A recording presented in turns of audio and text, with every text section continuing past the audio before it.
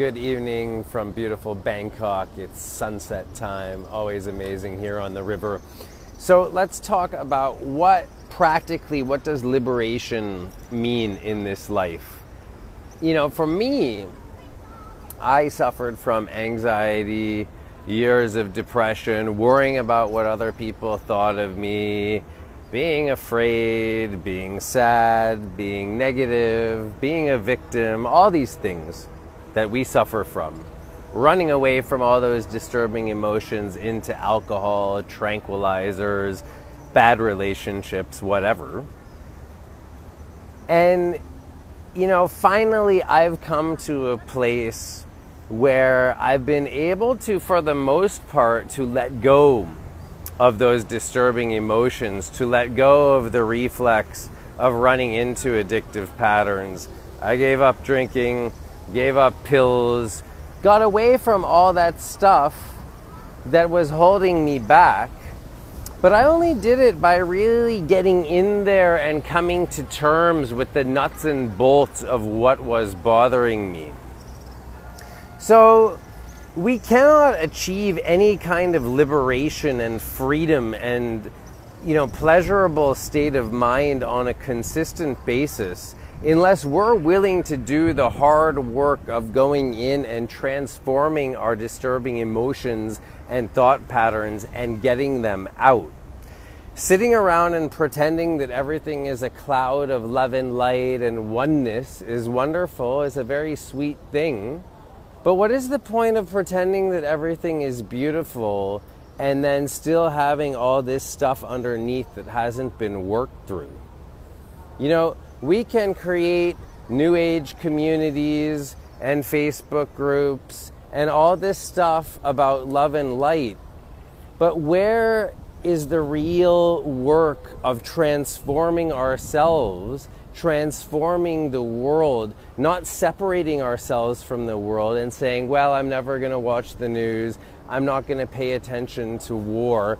If I don't believe war exists, then it doesn't exist. No, actually, war exists. You know, we can pretend that these things, these disturbing things in our reality don't exist, but they do.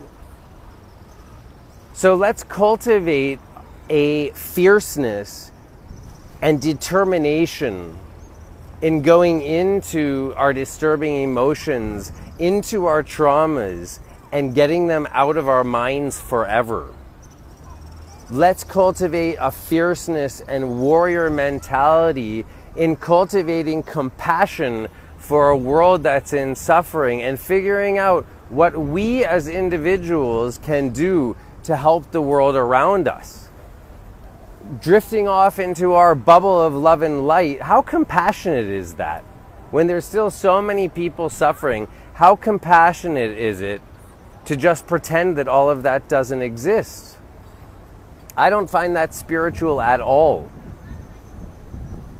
In fact, I find it very selfish.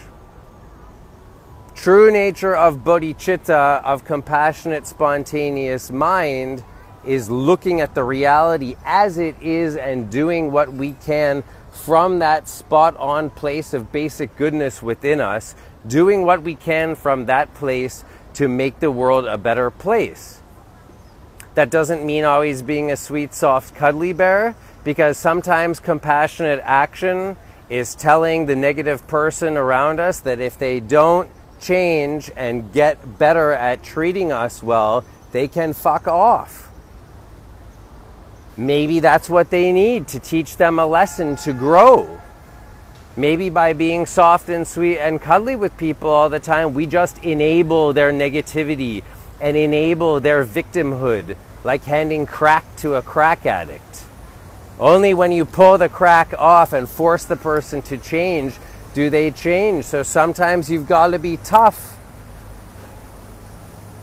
But let's cultivate a beautiful strength and confidence in ourselves that we can experience our negative emotions, that we can go back into our traumas through a meditative awareness and sit and feel all that pain, feel all those challenges, allow it all to wash through us, and move to something higher.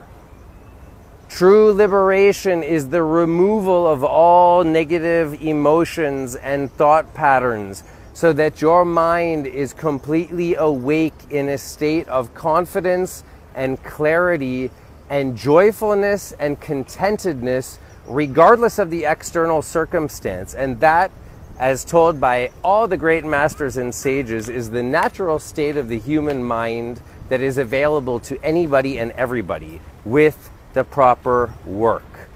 If you need help, send me a message. Love you lots and many blessings. Take care.